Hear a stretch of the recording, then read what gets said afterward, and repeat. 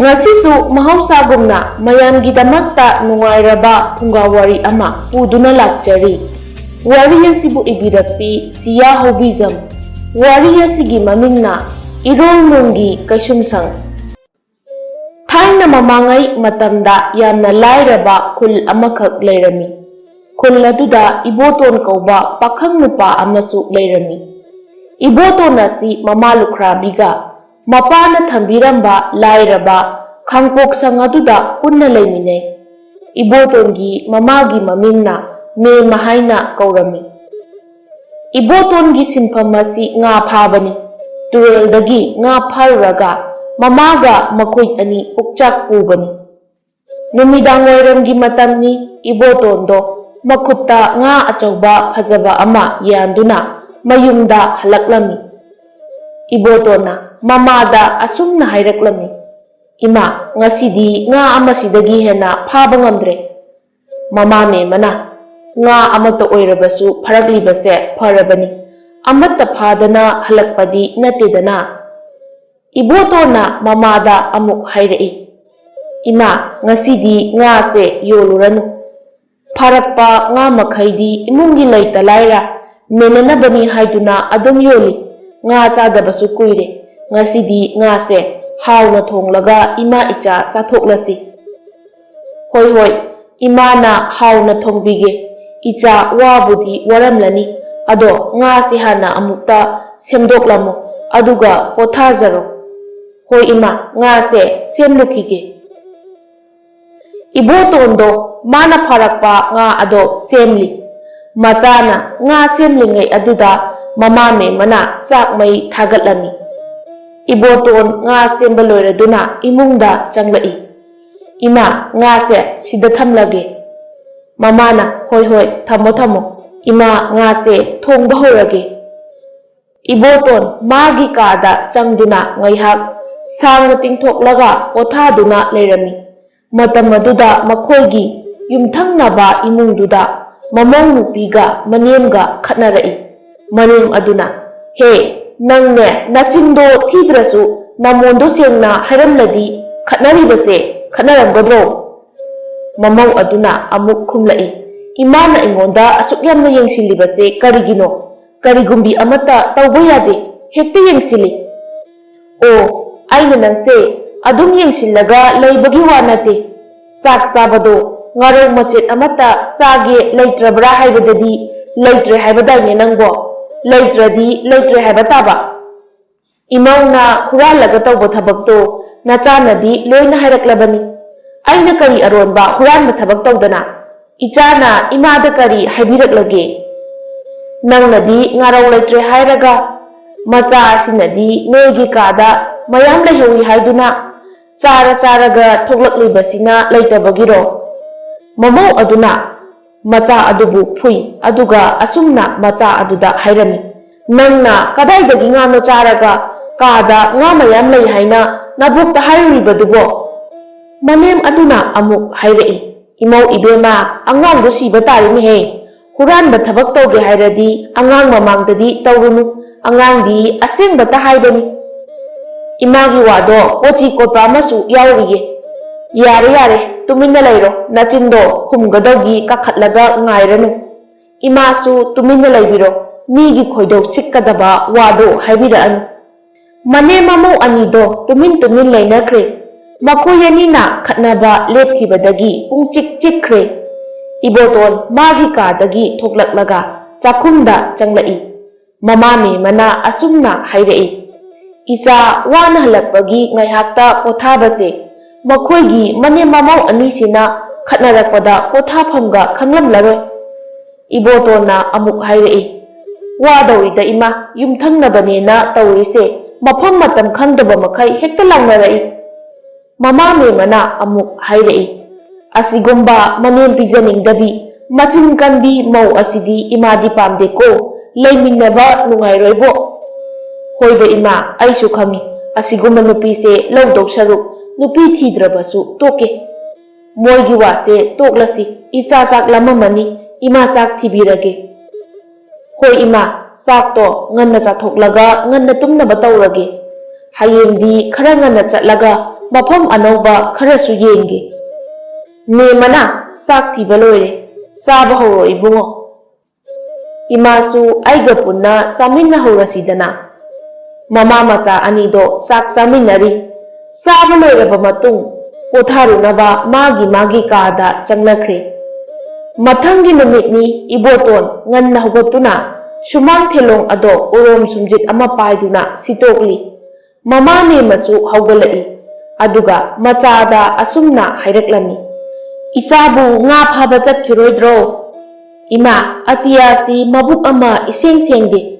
Nong mangsinduna leire. Nong tarakadaba manba sida ngasidi nga phaba chatlaroi sirana khalibani. Honya nong siyamna mangi. Chatkega chatluranu to'o.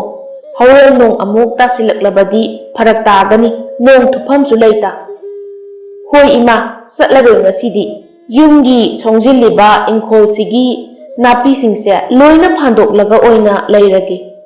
Haibaga taubaga nong ado tarai. Nong khak tarambadagi nungshitchu kanna silaklami. Ibotondo imungda changlaklaga magi phamungda phaijup chingkhatlaga tumduna leithoi. Nungthelgi matam ado haukre numit khara leitharakba duda iboton makutta magi nga phanaba long khoi ado paiduna thoglai. Mama memana asumna hairei. Nangbu nga phaba turelda kumluge hairibro. Hoi ima nong su hangkrabanina nga phaba yabra yengluge. Hoi chatluro.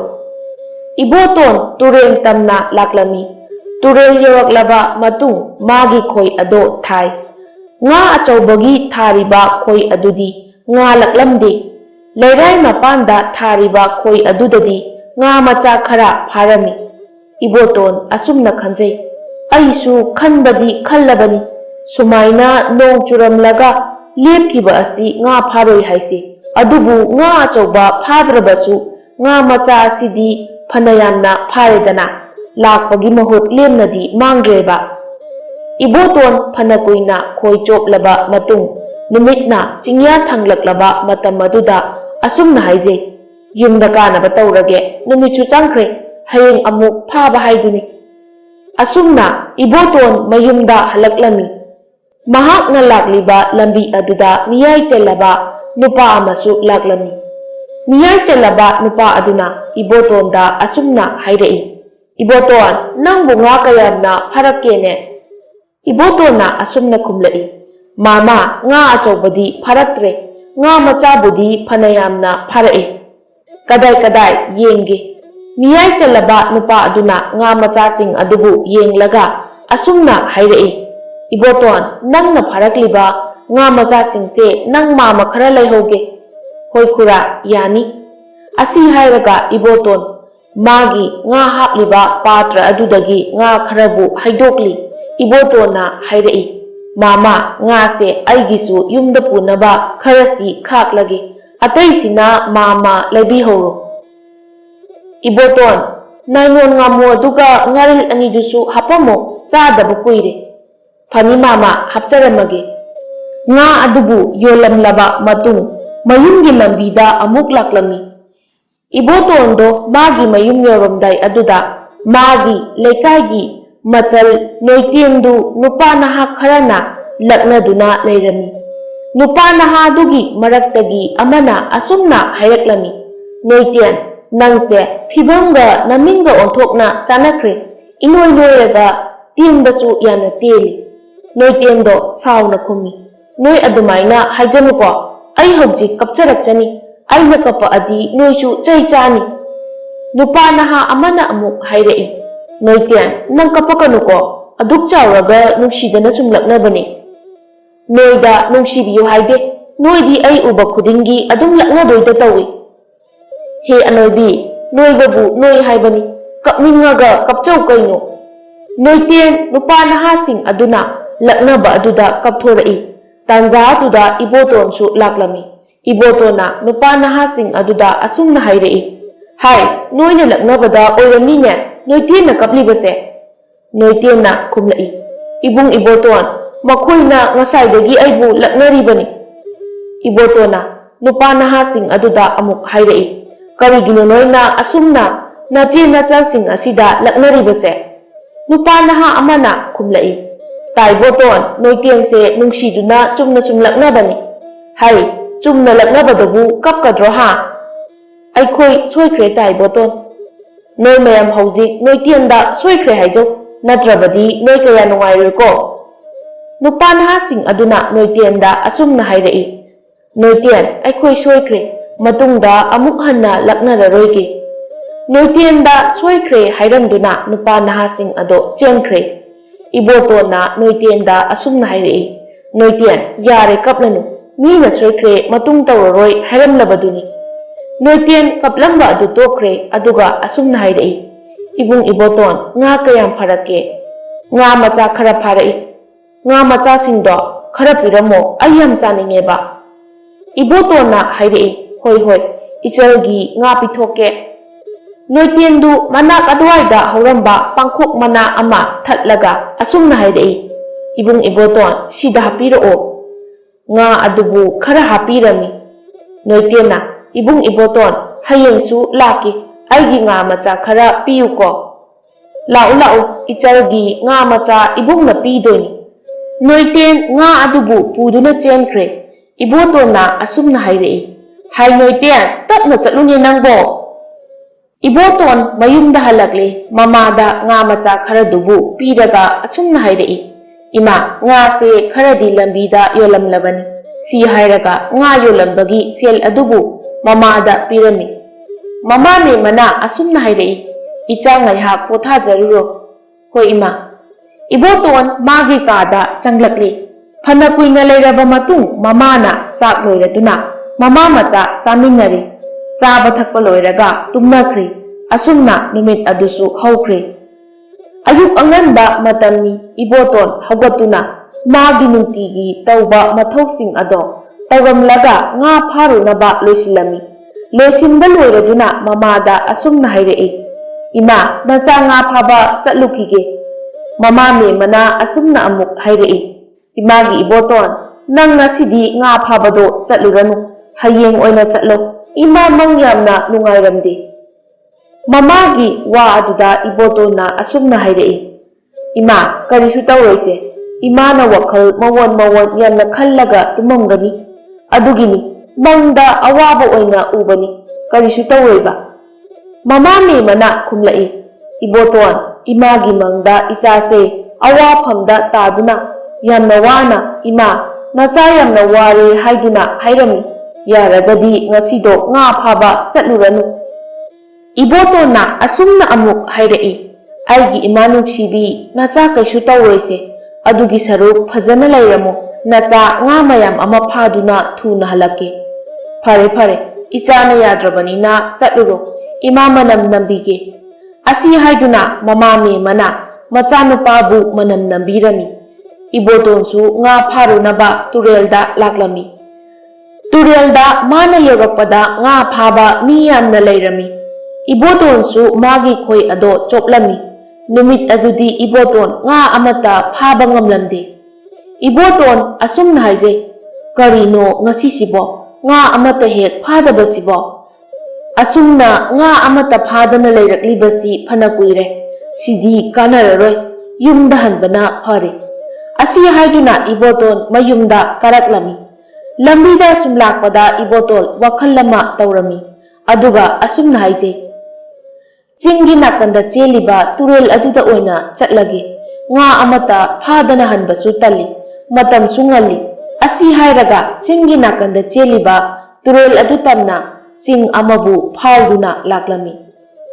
Ibotona nga pharunaba lakliba chingi nakalda cheliba turel adugi maming irik turel haina khangnei.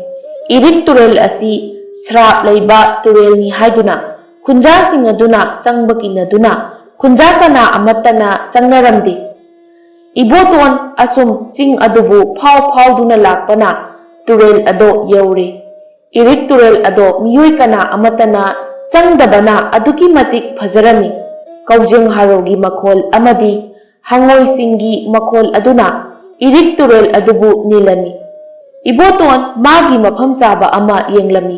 ꯑꯣ ꯁꯤꯗ ꯂꯩꯔꯤꯕ ꯅꯨꯡꯄꯥꯛ ꯑꯁꯤꯒꯤ ꯃꯊꯛꯇ ꯐꯝꯂꯒ ꯍꯦꯛꯇ ꯐꯥꯔꯒꯦ ꯑꯁꯤ ꯍꯥꯏꯗꯨꯅ ꯏꯕꯣꯇꯣꯟ ꯇꯨꯔꯦꯜ ꯂꯩꯔꯥꯏ ꯑꯗꯨꯗ ꯂꯩꯔꯤꯕ ꯅꯨꯡꯄꯥꯛ ꯑꯗꯨꯒꯤ ꯃꯊꯛꯇ ꯐꯝꯊꯔꯗꯨꯅ ꯃꯥꯒꯤ ꯈꯣꯏ ꯑꯗꯣ ꯇꯤꯟ ꯂꯦꯡꯗꯨꯅ ꯆꯣꯞꯄ ꯍꯧꯏ ꯍꯦꯛ ꯊꯥꯗꯕꯒ ꯐꯖꯕ ꯉꯥ ꯑꯃ ꯐꯥꯔꯝꯃꯤ ꯏꯕꯣꯇꯣꯟꯗꯣ ꯍꯔꯥꯎꯖꯔꯝꯃꯤ ꯏꯕꯣꯇꯣꯟꯒꯤ ꯈꯣꯏ ꯑꯗꯨꯗ ꯉꯥꯁꯤꯡ ꯑꯗꯣ ꯂꯛꯄ ꯂꯦꯞꯂꯝꯗꯦ ꯐꯥꯕꯁꯨ ꯂꯦꯞꯂꯝꯗꯦ ꯉꯥ ꯐꯅꯌꯥꯝꯅ ꯐꯥꯔꯕꯅꯤ ꯑꯗꯨꯕꯨ ꯉꯥ ꯐꯥꯕꯒꯤ ꯃꯌꯥꯏ ꯑꯗꯨꯅ ꯅꯨꯃꯤꯗꯥꯡꯒꯤ ꯊꯥ ꯊꯣꯛꯂꯕ ꯑꯗꯨ ꯐꯥꯎꯕ ꯃꯌꯨꯝꯗ ꯍꯟꯒꯅꯤ ꯍꯥꯏꯕ ꯀꯥꯎꯕ ꯃꯈꯩ ꯊꯥꯕꯜꯒꯤ ꯃꯉꯥꯜ ꯑꯗꯨꯗ ꯉꯥꯁꯤꯡ ꯑꯗꯣ ꯐꯥꯗꯨꯅ ꯑꯗꯨꯝ ꯂꯩꯔꯝꯃꯤ ꯏꯕꯣꯇꯣꯟ ꯑꯁꯨꯝꯅ ꯍꯥꯏꯖꯩ ꯍꯩꯃꯥ ꯑꯩꯗꯤ ꯅꯨꯃꯤꯗꯥꯡꯒꯤ ꯊꯥꯕꯜ ꯃꯉꯥꯜ ꯑꯁꯤꯗ ꯌꯨꯝ ꯍꯟꯒꯅꯤ ꯀꯥꯎꯕ ꯃꯈꯩ ꯉꯥ ꯐꯥꯗꯨꯅ ꯂꯩꯔꯦ ꯉꯥꯁꯨ ꯐꯅ ꯌꯥꯝꯂꯝꯂꯒꯅꯤ ꯌꯨꯝ ꯍꯟꯅꯕ ꯇꯧꯔꯒꯦ ꯑꯁꯤ ꯍꯥꯏꯔꯒ ꯃꯥꯅ ꯐꯥꯈꯤꯕ ꯉꯥꯁꯤꯡ ꯑꯗꯨ ꯃꯥꯒꯤ ꯉꯥ ꯐꯥꯕꯗ ꯄꯨꯕ ꯈꯥꯎ ꯑꯗꯨꯗ ꯄꯨꯟꯅ ꯍꯥꯞꯆꯤꯜꯂꯤ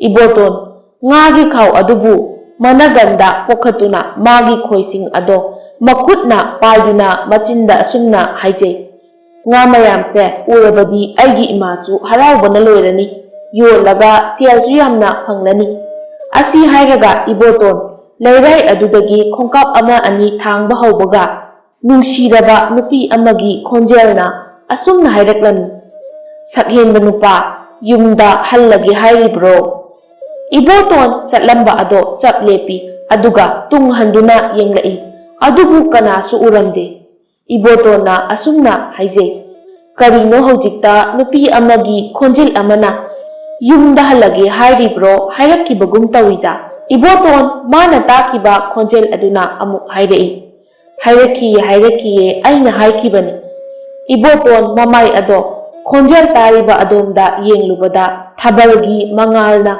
ꯇꯨꯔꯦꯜꯒꯤ ꯏꯃꯥꯏ ꯑꯗꯨꯗ ꯌꯩꯕꯗ ꯄꯨꯝꯂꯪ ꯂꯪꯂꯤꯕ ꯏꯃꯥꯏ ꯑꯗꯨꯗ ꯐꯖꯔꯕꯤ ꯅꯨꯄꯤ ꯑꯃꯅ ꯃꯁꯥ ꯇꯪꯈꯥꯏꯈꯛ ꯐꯥꯎꯒꯠꯇꯨꯅ ꯂꯩꯔꯝꯕꯗꯣ ꯎꯔꯦ ꯏꯕꯣꯇꯣꯟ ꯉꯛꯅ ꯑꯁꯨꯝꯅ ꯍꯪꯂꯛꯏ ꯅꯪꯕꯨ ꯀꯅꯥꯅꯣ ꯃꯐꯝ ꯑꯁꯤꯗ ꯀꯝꯗꯧꯅ ꯂꯩꯔꯝꯃꯤꯕ ꯅꯨꯄꯤ ꯑꯗꯨꯅ ꯈꯨꯝꯂꯛꯂꯝꯃꯤ ꯑꯩ ꯇꯨꯔꯦꯜ ꯑꯁꯤꯗ ꯏꯄꯥꯡ ꯀꯅꯥꯁꯨ ꯌꯥꯎꯗ ꯅꯥꯏꯇꯣꯝ ꯏꯊꯟꯇ ꯂꯩꯕꯤ ꯅꯨꯄꯤ ꯑꯃꯅꯤ ꯏꯕꯣꯇꯣꯟꯅ ꯉꯛꯅ ꯑꯃꯨꯛ ꯍꯪꯂꯛꯏ ꯅꯪꯕꯨ ꯀꯅꯥꯅꯣ ꯇꯥꯏꯕꯪ ꯃꯤꯑꯣꯏꯕꯔꯥ ꯅꯠꯇ꯭ꯔꯒ ꯂꯥꯏꯔꯦꯝꯕꯤ ꯑꯃꯔꯥ ꯅꯨꯄꯤ ꯑꯗꯣ ꯏꯕꯣꯇꯣꯟꯒꯤ ꯋꯥꯍꯪ ꯑꯗꯨꯗ ꯅꯣꯛꯂꯗꯨꯅ ꯏꯃꯥꯏ ꯑꯗꯨꯗ ꯃꯁꯥ ꯄꯨꯝꯕ ꯇꯥꯎꯈꯠꯂꯛꯂꯦ ꯏꯕꯣꯇꯣꯟ ꯅꯨꯄꯤ ꯑꯗꯨꯒꯤ ꯈ꯭ꯋꯥꯡꯗꯒꯤ ꯃꯈꯣꯡ ꯐꯥꯎꯕ ꯉꯥꯒꯤ ꯃꯃꯩ ꯄꯥꯟꯕ ꯑꯗꯨ ꯎꯔꯨꯕꯗ ꯃꯅꯤꯡ ꯈꯪꯍꯟꯍꯜꯂꯤ ꯑꯗꯨꯒ ꯑꯁꯨꯝꯅ ꯍꯥꯏꯔꯛꯏ ꯅꯪ ꯉꯥ ꯅꯨꯄꯤ ꯉꯁꯥꯏ ꯃꯈꯩ ꯏꯕꯣꯇꯣꯟꯒ ꯋꯥꯔꯤ ꯁꯥꯟꯅꯗꯨꯅ ꯂꯩꯔꯤꯕꯤ ꯅꯨꯄꯤ ꯑꯗꯣ ꯉꯥ ꯇꯪꯈꯥꯏ ꯃꯤ ꯇꯪꯈꯥꯏ ꯑꯣꯏꯕꯤ ꯉꯥ ꯅꯨꯄꯤ ꯑꯃꯅꯤ ꯉꯥ ꯅꯨꯄꯤ ꯑꯗꯨꯅ ꯈꯨꯝꯂꯛꯏ ꯍꯣꯏ ꯃꯥꯅꯤ ꯑꯩ ꯇꯨꯔꯦꯜ ꯑꯁꯤꯗ ꯂꯩꯕꯤ ꯉꯥ ꯅꯨꯄꯤ ꯑꯃꯅꯤ ꯉꯥ ꯇꯪꯈꯥꯏ ꯃꯤ ꯇꯪꯈꯥꯏ ꯑꯣꯏꯕꯤ ꯑꯗꯣ ꯏꯕꯣꯇꯣꯟꯅ ꯄꯤꯛꯂꯤꯉꯩ ꯃꯇꯝꯗ ꯃꯥꯒꯤ ꯃꯄꯥꯅ ꯋꯥꯔꯤ ꯂꯤꯕꯤꯔꯝꯕꯗꯗꯤ ꯇꯥꯈ꯭ꯔꯦ ꯑꯗꯨꯕꯨ ꯉꯁꯤꯗꯤ ꯇꯁꯦꯡꯅ ꯃꯥꯒꯤ ꯃꯤꯠꯃꯥꯡ ꯑꯗꯨꯗ ꯎꯔꯕ ꯑꯗꯨꯗꯗꯤ ꯉꯛꯄꯅ ꯂꯣꯏꯈ꯭ꯔꯦ ꯉꯥ ꯅꯨꯄꯤ ꯑꯗꯨꯅ ꯅꯣꯛꯂꯗꯨꯅ ꯑꯁꯨꯝꯅ ꯍꯥꯏꯔꯛꯏ ꯍꯣꯏ ꯃꯥꯅꯤ ꯑꯩ ꯉꯥ ꯅꯨꯄꯤ ꯑꯃꯅꯤ ꯑꯗꯨꯒ ꯇꯨꯔꯦꯜ ꯑꯁꯤꯅ ꯑꯩꯒꯤ ꯏꯌꯨꯝꯅꯤ ꯅꯪꯅ ꯉꯥ ꯐꯥꯕ ꯑꯗꯣ ꯍꯧꯔꯛꯄꯗꯒꯤ ꯑꯩ ꯑꯗꯨꯝ ꯌꯦꯡꯂꯤꯅꯤ ꯌꯦꯡꯕ ꯌꯥꯝ ꯅꯨꯡꯉꯥꯏꯌꯦ ꯅꯪꯁꯦ ꯉꯥ ꯐꯥꯕꯁꯨ ꯌꯥꯝꯅ ꯍꯩ ꯏꯕꯣꯇꯣꯟꯗꯨ ꯈꯟꯊꯔꯨꯕ ꯇꯧꯗ ꯑꯁꯨꯝꯅ ꯍꯥꯏꯔꯛꯏ ꯑꯩꯒꯤ ꯁꯤꯟꯐꯝ ꯑꯣꯏꯗꯨꯅ ꯇꯧꯔꯤꯕꯅꯤ ꯑꯗꯣ ꯃꯇꯝꯁꯤꯁꯨ ꯊꯦꯡꯂꯦ ꯑꯩ ꯌꯨꯝꯗ ꯍꯟꯈꯤꯅꯕ ꯇꯧꯔꯒꯦ ꯉꯥ ꯅꯨꯄꯤ ꯑꯗꯨꯅ ꯅꯨꯡꯉꯥꯏꯇꯅ ꯑꯁꯨꯝꯅ ꯍꯥꯏꯔꯛꯏ ꯇꯨꯔꯦꯜ ꯑꯁꯤꯗ ꯏꯄꯥꯡ ꯀꯅꯥꯁꯨ ꯌꯥꯎꯗꯅ ꯅꯥꯏꯇꯣꯝ ꯂꯩꯔꯛꯄꯁꯦ ꯃꯇꯝ ꯐꯅ ꯀꯨꯏꯔꯦ ꯌꯥꯔꯒꯗꯤ ꯉꯥꯏꯍꯥꯛꯇꯪꯒ ꯑꯩꯒ ꯋꯥꯔꯤ ꯁꯥꯈꯤꯁꯤ ꯏꯕꯣꯇꯣꯟꯁꯨ ꯉꯥ ꯅꯨꯄꯤ ꯑꯗꯨꯅ ꯑꯗꯨꯝꯅ ꯅꯨꯡꯉꯥꯏꯇꯅ ꯍꯥꯏꯔꯛꯄ ꯑꯗꯨꯗ ꯅꯨꯡꯉꯥꯏꯇ꯭ꯔꯗꯨꯅ ꯍꯥꯏꯔꯛꯂꯝꯃꯤ ꯐꯔꯦ ꯑꯩ ꯉꯥꯏꯍꯥꯛꯇꯪꯒ ꯃꯐꯝ ꯑꯁꯤꯗ ꯅꯪꯒ ꯋꯥꯔꯤ ꯁꯥꯗꯨꯅ ꯂꯩꯔꯒꯦ ꯉꯥ ꯅꯨꯄꯤ ꯑꯗꯣ ꯏꯕꯣꯇꯣꯟꯒꯤ ꯋꯥꯗꯨ ꯇꯥꯕꯗ ꯃꯣꯃꯣꯟ ꯅꯣꯛꯆꯩ ꯑꯗꯨꯒ ꯑꯁꯨꯝꯅ ꯍꯥꯏꯔꯛꯏ ꯀꯪꯐꯥꯜꯗ ꯂꯩꯔꯤꯕ ꯇꯥꯏꯕꯪ ꯃꯤꯑꯣꯏꯕ ꯅꯈꯣꯏꯒꯤ ꯃꯔꯝꯗ ꯈꯔ ꯍꯥꯏꯔꯛꯑꯣ ꯅꯈꯣꯏꯁꯦ ꯀꯔꯝ ꯇꯧꯕꯒꯦ ꯏꯕꯣꯇꯣꯟꯅ ꯑꯁꯨꯝꯅ ꯍꯥꯏꯔꯛꯏ ꯀꯪꯐꯥꯜꯗ ꯑꯩꯈꯣꯏ ꯂꯩꯔꯤꯕ ꯇꯥꯏꯕꯪ ꯃꯤꯑꯣꯏꯕꯁꯤꯡꯁꯦ ꯑꯃꯒ ꯃꯇꯦꯡ ꯄꯥꯡꯅꯗꯨꯅ ꯑꯔꯩ ꯂꯩꯇ ꯇꯥꯊꯣꯛ ꯇꯥꯁꯤꯟ ꯇꯧꯅꯗꯨꯅ ꯅꯨꯡꯁꯤꯅꯅ ꯍꯤꯡꯃꯤꯟꯅꯩ ꯉꯥ ꯅꯨꯄꯤ ꯑꯗꯨꯅ ꯋꯥꯍꯪ ꯀꯌꯥ ꯑꯃ ꯍꯪꯂꯤ ꯏꯕꯣꯇꯣꯟꯁꯨ ꯉꯥ ꯅꯨꯄꯤ ꯑꯗꯨꯅ ꯍꯪꯂꯤꯕ ꯋꯥꯍꯪ ꯑꯗꯨꯒꯤ ꯄꯥꯎꯈꯨꯝ ꯑꯗꯣ ꯄꯤꯔꯤ ꯑꯁꯨꯝꯅ ꯐꯅ ꯀꯨꯏꯅ ꯋꯥꯔꯤ ꯁꯥꯅꯔꯛꯂꯕꯅ ꯃꯈꯣꯏ ꯑꯅꯤ ꯌꯥꯝꯅ ꯅꯨꯡꯉꯥꯏꯕ ꯍꯥꯏꯕꯗꯣ ꯑꯣꯏꯔꯛꯂꯦ Ibotona asumna mathanta haijay, nga nupi ase phattaba amadi nate, marup amagumna phajana loinaba yagani. Nga nupi aduna asumna amuk hanglai, nanggi khul adu nataba phajaba mafam kayada chatpa pamdabro? Ibotona asumna khumlai, phajaba mafam kayada chatuna phajaba kaya yengba ado aisu pami. Aina adumna tawduna sen tandrabadi, aigi yumgi pukchakti kanana pubigani. Aigi imungda aigi mathau yamna tai, maram asina chatninglabasu chatpa ngamdribani. Nga nupi aduna ibotongi wa adubu taraba matung asumna hairaklami. Nangi thamoy icham chamjaba amadi thamoy sengba natau aduna aibu ngauhanbire. Nangi namingbu kari kaubage? Aigi imingdi iboton kawi. Nangi namingdi kari kauge? Nga nupi aduna khumlai, aigi imingdi irik haina kawi. Nangi mingse yamna phajai. Nga nupi irikto momo nokchai aduga asumna hairaklami. Iboton, nang aiga punna irol nungda laiminasi. Iboton mamit ado lauthuklaga asumna hairai. Kari haiba? Irol nungda punna laiminasi haiba. Hoi, nangi thamoy sengba nataw aduda ay nangga punna laiminaba pami. Aibo, irol nungsida lairabadi sor phunduna siroidro iri. Ibotona asumna hairai, iri nangga aiga sangsar manade, nangna irol nungi sangsarda laiba, aina kangphalgi sangsarda laibani. Aduna aikhoy ani punna laiminaba oithokloi. Iboton, turen asida nga singa aigata laibase nungaite. Ibani laiminaradi nungay-nungayba wari kaya saduna laiba panglani. Iboton nga nupi irikna hairiba ado khumdana asumna hairai. Iri matamse yamna thengle. Maza aibu halaktre haiduna imana aibu wana ngairamlagani ai hankragi. Ibotona mayumda hankragi haiba wadu tabada irik khara sauna asumna hairai. Iboton, nang mafam asidagi hankiba yaroi. Nangdi aiga punna irol nungda laigadabani. Ibotona khumlai, iri nangna hairiba wado ai yaba ngamloi, madu oithokloi, ai chatlage. Asi hairaga ibotondo mana phamlamba lairai adudagi hogalakpaga irikna asumna hairai. Iboton, nang mafam asidagi chatpa kaidongda ngamloi. Nga nupi irik aduna hairiba wasing adu tadana iboton chatpa hawi. Mataw aduda irik sauna laurai. Iboton, nang mafam asidagi chatkiba yaroye. Handakti iboton su saurai aduga asumna hairai. Nangna nga nupi aduga aina taibang miyoiba, nangna khaliba wakhaldo oithokloi aigi lambida yelakanu. Iboton mamai adu laithoklaga chatkige tawbaga irikna mayadagi karigumba mahi ama ibotongi masada kamsili aduga asumna hairai. Nangna aigi ayaba yaudana mafam asidagi chatpa yaroi. Ibotondo irikna mayadagi kaplakkiba mahi aduna masada chongba matamda magi masa ado khangchon thaki aduga lengbo otpa ngamlamde. Adu phana oirabasu iboton upsit chitlaga chatnaba hotnajai. Adubu iboton mana tawriba ado aremba tarami. Nga nupi irikna ibotongi makhong adubu paiduna irol nungda chingthaki. Irikna ibotongi masa aduda paiduna irol nungda thuna yangna puthaki. Iboton irol nung aduda upay leita yengjarami. Adubu thabalgi mangal adunatana karisu ujade. Iboton sor honba ngamdana wana khangli, sor honba ngamdabana wakhal mangkirami. Mikup kharagi matung ibotondo wakhal laklami. Adubu mana lairamliba mafam ado ingangakna yengjai. Ibotonna asumna nungaitana haijai. Ima nachawa phamda tare. Imana chathokrano haibado injaramlabadi nachana ngasi tariba awabase taramloi. Ibotona lairiba mafam ase irol nungi piklaba ka amadani. Ka ado irol nungda laijarabasu nungsit marang kaina phangba miyoibana hingba ngamba ka amakhakni. Ngayak lairaba matung nga nupi irik ado nga khara puduna ibotona lairiba ka aduda laklami. Irikna asumna hairai. Iboton nga ase sasilu. Iboton sauna kumlai. Irik, nang gumba sahing saba nati ay. Mafam asida nang lairabanina ay gumna nga ase saba tabani. Sadrabadi thawai thajaba tabani. Iboton chongsinduna irikpu makut makna hatning labani.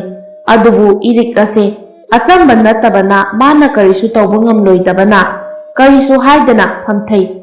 Irikna hairei. Iboton nga ase chasilu aduga potharo aisu potharagi asi haiduna nga nupi irik ado tumthaki. Iboton mafam adudagi thokpa haibadusu oireroi khangjari asa yaudaba nupa ama haibadu oiri. Mabuksu lambana nga ahingba ado chaba tarami. Iboton nga ahingba ado charami. Aduga masu warabana tumthakre. Mathangi numitni Iboton mamit ado pangthorakpada nga nupi irikna magi manakta phamduna munna yengduna leiramba aduda Iboton khangprek khangladuna chongkhatli. Irik ado Ibotongi matawaduda nokli aduga asumna hairei. Karigino Iboton aduk thina khanglibadi. Iboton na khummi mitse hek pangthorakpaga nangna dumna yenglamba aduda khanglibani.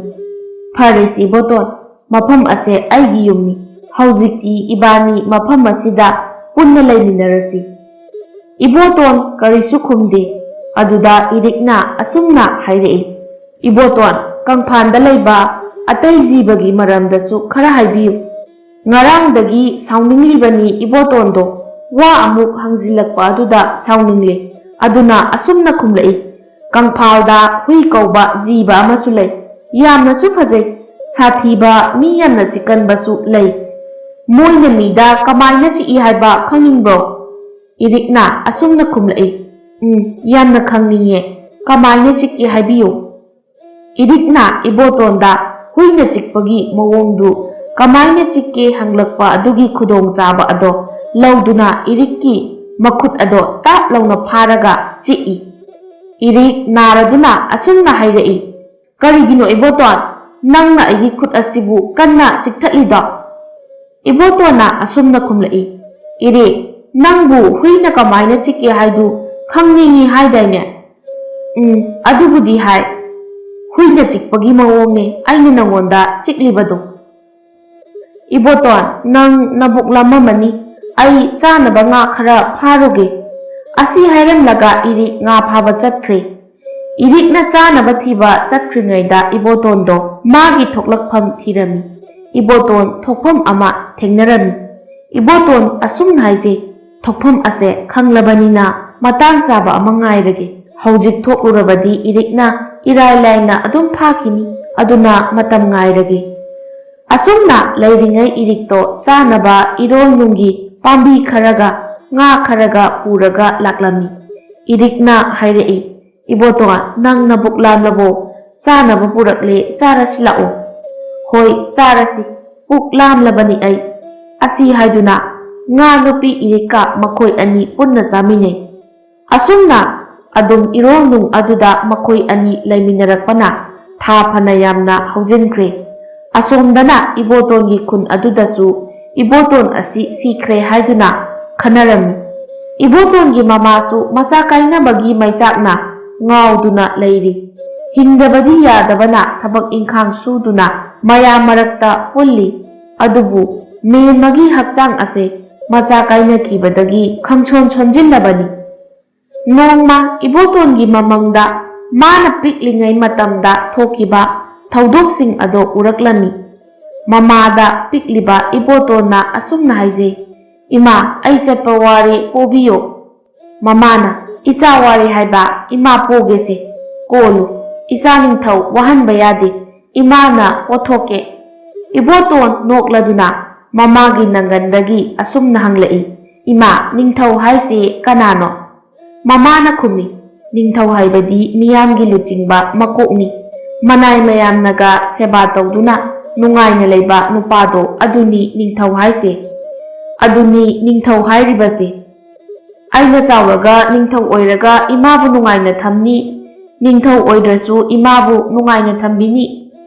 Aduni mama mapasingna machabu mi oinaba awaba khangdaba makai semlibase macasingna chawraklaga makhoibu luna nungaina thambinabani aisu ima luna tawni asi hairaga hainau pambi khara nemba amada hainau amunba paliba ado urami ibotona mamada asumna hairei ima sidagi hainau pambi anembase sida ai thangatpiyo aduga hainau amunba heke imana hekpada phangmoiba masabu hainau pambi aduda thangatli iboton hainau adu heklaga makhada leiriba mamada asumna kaujarai ima iboton ado mikap khangthok thoklai matam kuina mamagi masak uraktraba aduda iboton ado mamagi saktambu mamangda uzaba aduda kapchai aduga asumna haije ima nacharanjari ima na haibado ilamlabadi ngasisu ima icha punna laiminaba phanglamgani ko iriksu tumlambadagi puk hogolai aduga hanglai kari tawri iboton na khumi karisu tawdeda ado iri ai karino mata haige karino hayo ibotona iri ai nga achauba ahawba ama chaningi irikna khumlai adudi khara lapi ado nangna chaninglabadi ai pharuge nang leiramuko irik adu ibotona chaningi hairiba nga ado phaba chatkirami irik chatkringai matam aduda ibotondo mana thengnakiba thokpham adudagi thoklaktuna kangphalda kakhalaklami adubu matam kuina lengbu otpa tawraktrabana masado phajana kanba haibadi oiramde iboton turen aduda yengduna asumna haijari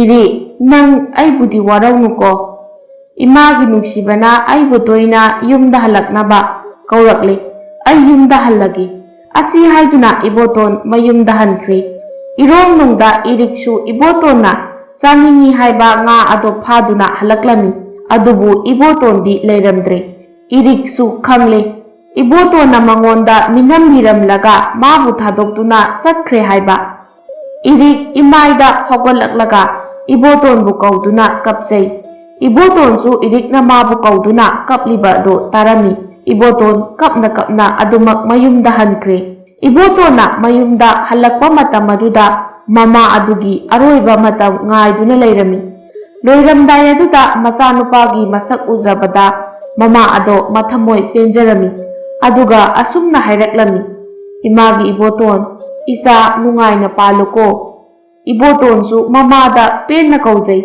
ima nacha imagi nakta halaklabani imana yadaba thabak amuk hanna tawraroi mama me mana masagi makokta nanthabiramlaga aroiba yahip tanki iboton mamagi mathau mangam pangthokpiramlaga irikna leiriba turel aduda amuk laklami turel aduda kumthaduna irikpu kaujarami iriksu imai aduda hogolaklaga ibotonda chetna kolaga asumna haije iboton nang aibu thadoklaga amuk hana chatlanuko ai nangbu nungsiye nang yaudana ai hingba ngamloye nang leitabase ai yamna waye iboton su asumna khumlai ire ai su nangbu nungsiye amuk hana nangbu thadoktuna mafam kaidasu chatlaroye asumna nga nupi irik amadi ibotondo nungsina chejet konaduna kapminari ibotona asumna haireklami iri aikhoi anigi yumda chatlasi hoi chatlasi aingonda setna kolo ibotonbu irikna irolnungda leipa makhoi anigi yum adu tamna puthaki irolnung aduda makhoi ani nungaina punsi leminaduna hingminaki